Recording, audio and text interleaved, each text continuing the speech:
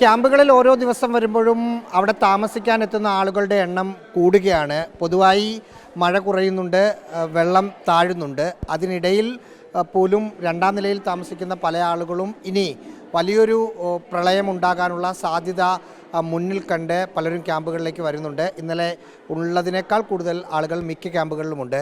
ക്യാമ്പുകളെന്നാൽ ഒരു സങ്കടത്തിൻ്റെ ഒരു കേന്ദ്രം എന്ന നിലയിലാണ്. കാരണം പലതരത്തിലുള്ള ആവലാതികളിലാണ് ഓരോ മനുഷ്യരുമുള്ളത്. ഇപ്പോൾ നമ്മളുള്ളത് കോഴഞ്ചേരിയിലെ സെൻറ്റ് മേരീസ് ക്യാമ്പിലാണ്. ഈ ക്യാമ്പിൽ വൈകിട്ട് ഇപ്പോൾ കൊടുക്കുന്ന ഭക്ഷണത്തിന് ഒരു പ്രത്യേകത. ഇവിടെ ഇന്നിവിടുത്തെ കോഴഞ്ചേരി പഞ്ചായത്തിലെ മെമ്പറുടെ വെഡ്ഡിങ് ആനിവേഴ്സറിയാണ്. അത് പ്രമാണിച്ച് അദ്ദേഹമാണ് ഇന്നത്തെ ഭക്ഷണം സ്പോൺസർ ചെയ്തിരിക്കുന്നത്. ചിക്കൻ കറിയും ഒപ്പം ചപ്പാത്തിയുമാണ് ഉള്ളത്. ഇന്നിങ്ങനെ അവരുടെ കൂടെ കൂടാൻ തോന്നും.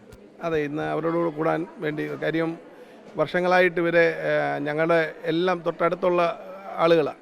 വർഷങ്ങളായിട്ട് ഈ ക്യാമ്പ്, ഒരു 10-15 വർഷമായിട്ട് ഈ ക്യാമ്പിൽ ഒരു സജീവമായിട്ട് നമ്മൾ നിൽക്കുന്നതാണ്. 2018 ആയാലും ഈ ക്യാമ്പിൽ ഏറ്റവും സജീവമായിട്ട് നമ്മൾ നിന്നു.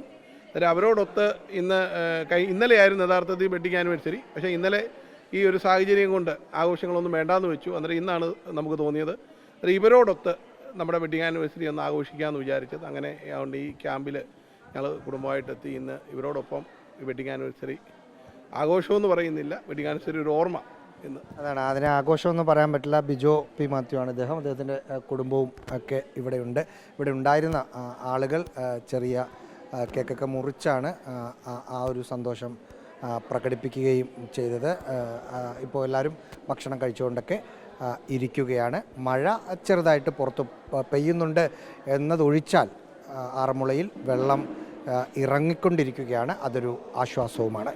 വീഡിയോ ജേർണലിസ്റ്റ് മനു ബാലകൃഷ്ണനൊപ്പം reporter Rahees Rasheed, in reporter, Pathanamthitta.